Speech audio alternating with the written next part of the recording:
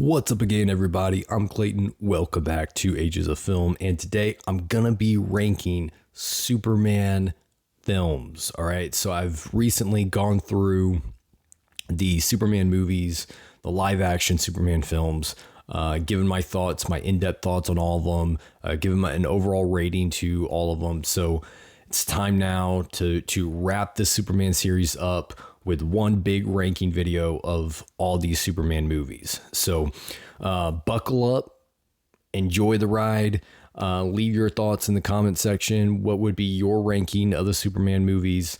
This is just my opinion, guys. No need to be upset or offended by anything I have to say. I would love to hear your list, your ranking, and let's just have fun. All right, so we're going to go from worst to the best. We got 10 films as a whole to rank. So yeah, let's get in and let's get rocking, baby. All right. So coming in at number 10, we have Superman 3. Easily, in my opinion, the worst of the Superman films. I went into depth in my review. It's just everything about this. It's just lackluster. You know, the visual effects don't hold up. The comedy does not work at all by Richard Pryor. It felt more like a Richard Pryor movie that happened to feature Superman rather than a Superman movie that just happened to feature Richard Pryor. I don't like feeling the protagonist Superman taking a backseat in his own movie. Not a fan of that. But also the comedy just didn't work. I didn't find it funny at all. And you know, you get like a B version of Lex Luthor in this movie from the antagonist, who is really that. He's not as good of an actor. He's not as rich. He's not as powerful. He's not as smart. And he's not as evil as Luthor, but he has all those attributes there. He's just a B version of Luthor, just not as good. And yeah, just bad editing. Most of all, just really bad editing in this film. I felt bad for Christopher Reeve because I felt like he was trying. He was just being guided in the wrong direction. Not even a fan of really what they do with this character in the movie. It has some good ideas, I think, some good concepts for the story. None of them were just executed very well at all. So it's a shame, because the first two were really good films. So yeah, Superman 3 at the bottom for me, 1.5 star film. I hope I never have to see this movie again because it's garbaggio. All right, so coming in at number 9, we have the new guy on the block. That's right, I'm going there. Superman 2025 is my number 9. Hate me. Sorry, you want to go and fill up the comment section with all the hate comments. Go ahead, I can take it. I got broad shoulders. Yeah, I'm not a fan of this film. You know, I saw it in the theater, gave my thoughts, my review of the movie. Wasn't a positive review. I get a lot of people are loving this movie. It's getting praise left and right from everybody. I guess there's an alternate cut that I didn't see of this movie that happens to be really good, because there's no way on planet Earth or on planet Krypton that the movie that I saw deserves any amount of the praise that it's getting. And I feel very confident in my 2-star rating of Superman 2025. I've heard some of the defenses for this movie, and none of them hold up. None of them really carry much weight to them, in my opinion. Yeah, this movie is the very definition of all style, no substance. The story doesn't work. The characters are all flat. Nothing really changes. The main protagonist just gets bodied up the entire film. Superman's supposed to be the most powerful hero in the universe, and we're introduced to him literally getting mopped by every single character in the entire film.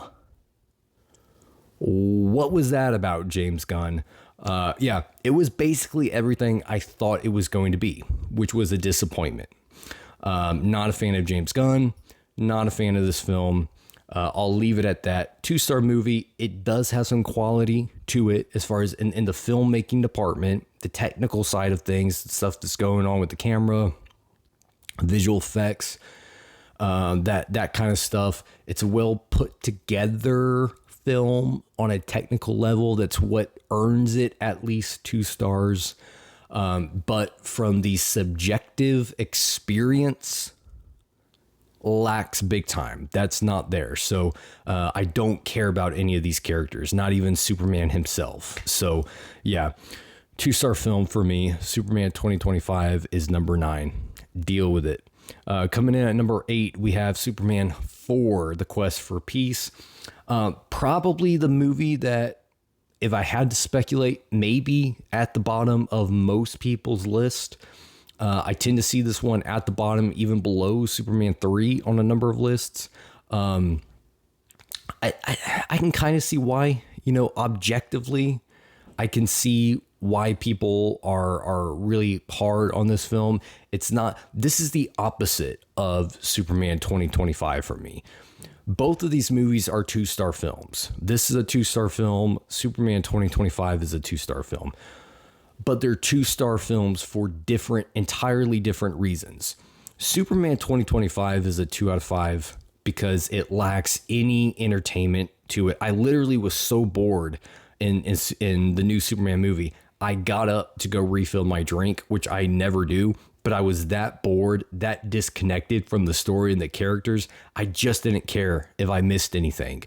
So it doesn't have any rewatch value to it. I don't have any plans to ever watch Superman 2025 again. So it's got no rewatch value to it. I don't care about any of the characters. I don't care about the story. I don't care about the plot or the threat, anything like that. But it does have quality filmmaking to it. So that's what gets it 2 stars. Superman 4 is the exact opposite. Superman 4 doesn't have the competent filmmaking behind it on a technical level. It's not a very well made film, objectively. Subjectively, however, the viewing experience that I have, the subjective side of it, is there for me. I do like Christopher Reeve as Superman. I do like Gene Hackman, R.I.P., as Lex Luthor. I do like Margot Kidder as Lois Lane. The threat level here is believable. It's Nuclear Man. That is a threat posed to Superman that I buy. This is a legit threat to Superman. I buy it. So the plot works. The characters are returning characters who I've already invested in the prior films. I care about these characters. I like the portrayals. I like the performances. So I'm much more invested on a subjective level with Superman 4 than I was at any point in Superman 2025. I think Superman is handled a lot better than he is in Superman 2025. So yeah, both are 2-star films, but 2 stars for entirely different reasons. If I had to watch one over the other, I would be more likely to rewatch Superman 4 because of that subjective experience, because I enjoy these versions of the characters better. I have a funner time with it. I have a more satisfying time with it than I had with Superman 2025. Not saying that it's a good film. Pump the brakes before you start accusing me of saying that Superman 4 is a good film. Not saying it's a good film. Last time I checked, a 2 out of 5 is not a very good film. But subjectively, I do enjoy it more than Superman 2025. So there you go. 2 out of 5. Hate me if you want. It's number 8 for me. Coming in at number 7, we have the Joss Whedon version of Justice League. Take Zack Snyder's name off the credits of this movie. This is not Snyder's film. This is Joss Whedon's film. Snyder should be removed of having anything to do with this movie. His idea was completely butchered and chopped and re-edited and reshot and turned into a vision that's just not his. It just does not represent the vision that Snyder had for this story. So this is Joss Whedon's Justice League. A 2.5 out of 5. It's a decent film. It does have things that I do actually like and enjoy. Ben Affleck as Batman is my favorite on-screen live action version of Batman. It is what it is. You know, I do still like these characters. I like the world that it's in. So it does have some things going for it, but it also carries a lot of negative energy with it because of the treatment that the studio gave to Zack Snyder and everything that happened to the man leaves a bad taste in your mouth. So if anyone wants to put Whedon's cut of Justice League at the bottom, I don't have a problem with that. I get it. If that's the reason you're doing it, because of how they treated Snyder and, you know, what they did with, you know, behind the scenes stuff, I totally respect that. I get it. And I share that same feeling with you about it. But again, if I'm staying true to my film review kind of standards and stuff, I do like even this version of the movie more so than the films below it. So it's still not a good film. It's a 2.5 in that decent area, far inferior to the Snyder cut.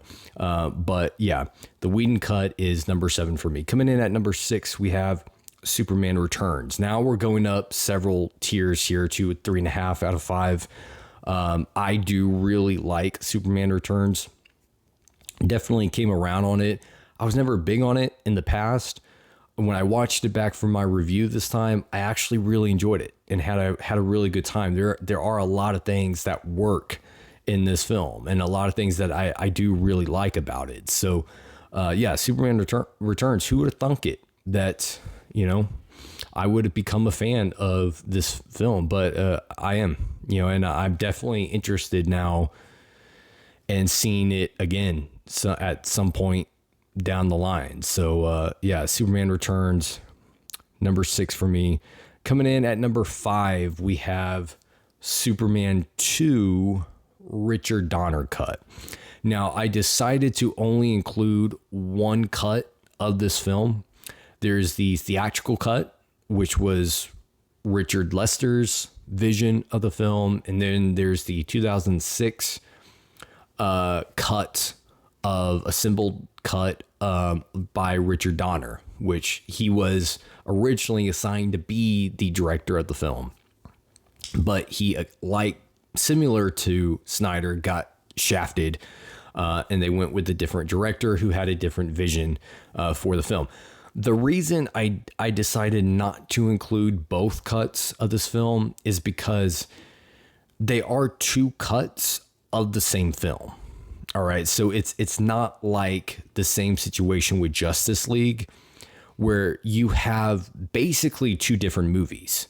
I mean, the story, the actual story itself in the Zack Snyder cut or Zack Snyder version of Justice League is an entirely different story than the Whedon story. The characters, there are characters in the Snyder version of Justice League that are not in the Whedon version. The characters themselves have completely different sub-stories and plots themselves in the film. So with the Justice League scenario, you have basically two different movies that are very similar because it was originally supposed to be one story, one film, but it's two entirely different versions of that movie. With the Superman 2 issue, it's the same movie with basically two different cuts of the film, two different edits. We'll just say that, of the film. But it is the same movie. Fundamentally, it's the same story, it's the same characters, just two different edits of it. So I decided to just include one of the edits, one of the cuts in the ranking. I went with my preferred edit or cut, which is the Richard Donner cut of Superman 2. And that's where it lands here for me at number 5, 3.5-star film. Very good film. Same rating as I would give Superman Returns. But again, if I had to rewatch one of these, I feel like I would still probably go back to Superman 2. Probably a lot of it is due to nostalgia purposes. I grew up with this movie. I love Christopher Reeve as Superman. He is my definitive Superman. I like, General Zod. I have a little bit more fun with Superman 2 than I do with Superman Returns, but they're both 3.5-star films, both very good movies.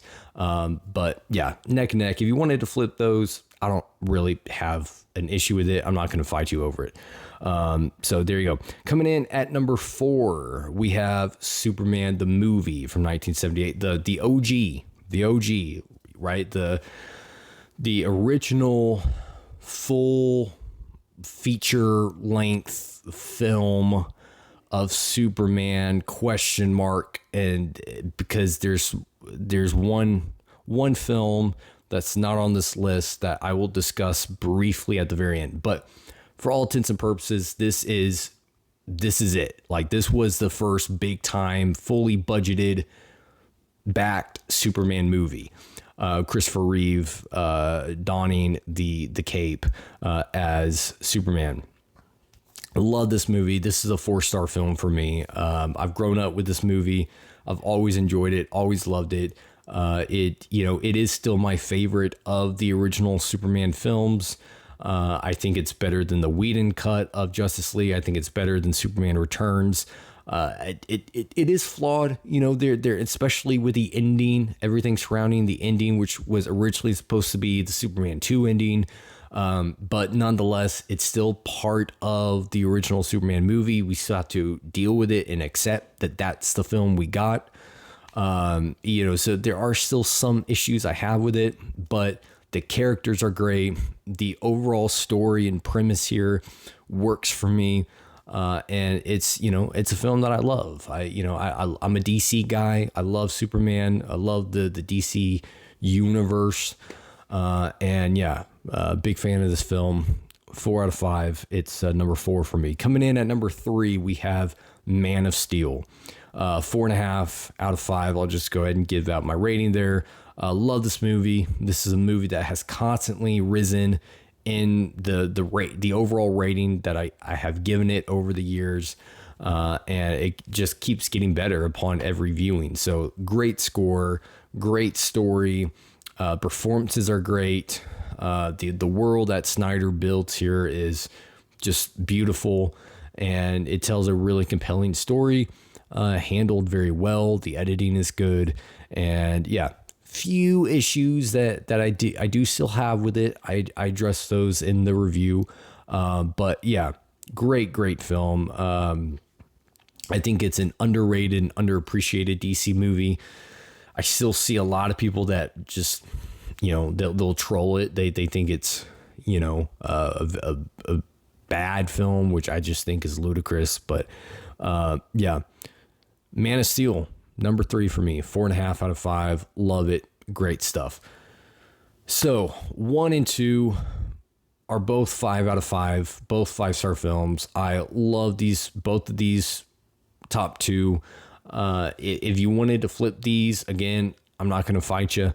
But I feel like I've been pretty consistent on this, so I'll keep it the way that I've kind of always ranked it, and I'll go number 2 being Batman vs Superman, the Ultimate Edition, and number 1 being Zack Snyder's Justice League. I was planning on reviewing Zack Snyder's Justice League as a whole. It just didn't get around to it. It just didn't work out, unfortunately. But great film, 5 out of 5.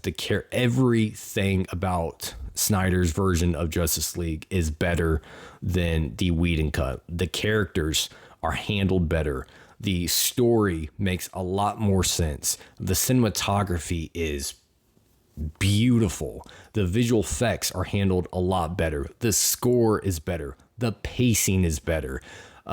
Everything about Snyder's version of this movie is better than the Whedon version. So it's a masterpiece in my opinion. 5 out of 5. Love it. It's number 1. BVS I've covered already in depth. Again, number 2, also a 5-star film. Masterpiece, Ultimate Edition again. Favorite version of Batman. Great fight scene with him in the warehouse. Great story, great plot, great stuff, man. So there you go. Those are all 10 of the Superman movies that I'm ranking. There is one film, Superman live action film, that I left off of this list, basically because I haven't seen it. And it's Superman and the Mole Men from 1951, which technically is the first Superman movie, the first feature film, Superman film, even though I don't think it's even an hour in length. I've seen like some clips of it and stuff, and I just don't think I can do it. It's based on the old, Superman TV show from the 50s, kind of like the Batman 66 movie is based on the old Adam West 60s version of the TV show. This is kind of what that is for Superman, only it's even earlier than the Batman 66 by like over a decade. And it's just, I just don't think I could bring myself to, I haven't really brought myself around to seeing this film. So that is, I just wanted to mention it because I'm sure I'll get someone in the comments saying, hey, what about Superman and the Mole Men? I know about this film. It technically is the first feature Superman movie, but I didn't include it on this list again because I just haven't seen it. So I really don't have really any interest in seeing it, but there you go. Anyways, guys, that is my list of the 10 Superman feature films that I have seen. Let me know your thoughts in the comment section. Thank you guys for tuning in. And until next time, you freaks, kick it and rock on.